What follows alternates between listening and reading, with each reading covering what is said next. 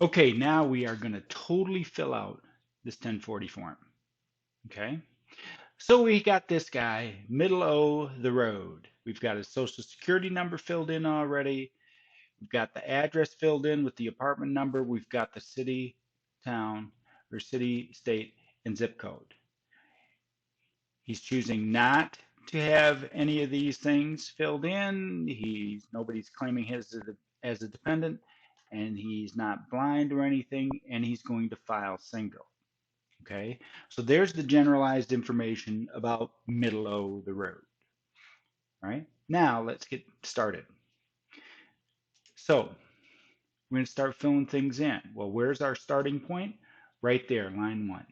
We're going to line 1, and it tells us that we need the W-2. Well, let's grab that thing. There's my W-2. There's what I need. So what number is going to go into line 1?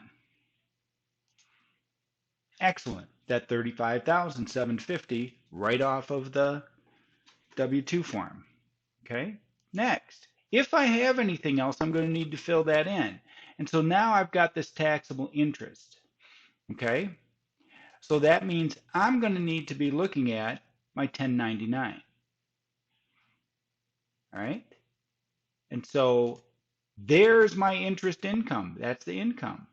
So what number is going to go on line 2B? Awesome. That's 1750 right off of the 1099 INT.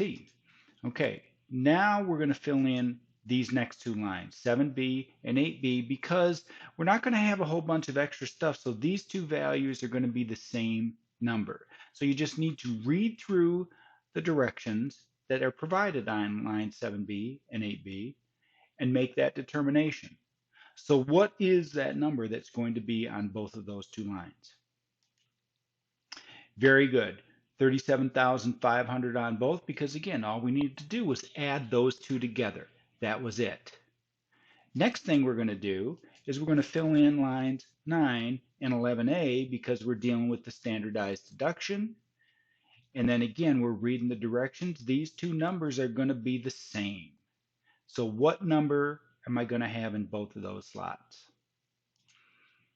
Excellent, the 12,200 because he's filing single. Last thing in this section, taxable income. We need this number. Read the directions. What does it say we need to do to get that answer? So what number is going on line 11B? Excellent job, 25,300 because again, it told us that all we needed to do was take these two and subtract them. All right, so we finished this section to get the taxable income. That's the number we needed. At this point now, we need to fill in these two spots because we're going to have the same number in both of those spots and in this third one. Okay? So, what do I need to do at this point? I need to read the tax table. And what do I need to read the tax table? Well, I need that taxable income, which I already did on line 11B. And the other thing I need to know is his filing status, which we remember was single for middle O. Okay? This section of the tax table doesn't have that column heading. So I need to remember that this is my single column. That's what I need to remember. And so now I'm going to look for the 25,300. There it is. Remember, it's the lower row, so I can go across. I can find my number. So what number am I going to put into those three spots on my 1040 form? Awesome job. That 2845 is going to go in all three of those locations. Awesome. Okay. Now, what I need to do is figure out that number right there. And again, it's going to be the same on line 17 and 19 because we don't have a whole bunch of extra stuff. What does it tell me I need to do? It says I need my W-2 and my 1099. That's what I need. Well, here's my W-2, and we're talking about the tax, so that means I'm looking at this number. Here's my 1099. I'm talking about that federal tax, so that means I'm looking at that number. So what is the value that's going to go into both line 17 and 19? Awesome, 3295, because all I needed to do was add those two values together. Okay, so I've got this section now completed. Perfect. Now I'm looking at this. I'm only going to fill in one of these two. I'm either getting a refund or I still owe money. One of the two. It cannot be both.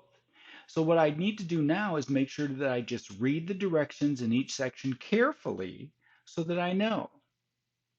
So what's going to be the case? Am I going to get a refund or am I going to have to pay money still? Correct. I'm going to get a refund. Why? Because line 19 is bigger than line 16. There it is. There's line 19. There's line 16. It's bigger. And then it tells me what to do. How much is my refund? Okay. And again, 921A, realistically, you're going to take all the money that you overpaid.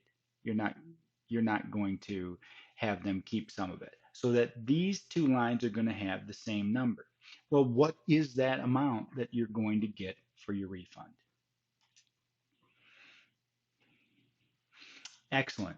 $450, because again, all I needed to do was subtract 32.95 minus 28.45. Easy peasy. Okay. So we get the refund. Now the rest of it we just need to fill in. If you want it to be a direct deposit, you're going to fill in the information about your account. You would still have to sign the form and still send things in, but that's easy. We've taken care of the hard part. And so now what are we going to do? Dang, we're going to celebrate our refund, aren't we? Carlton, he's doing the dance. He's loving it. And so at this point now, we're going to finish this. We're going to do this assignment, the 13, complete the 1040 filing single assignment. Okay? And I again expect you to do the great job that I know you have within you.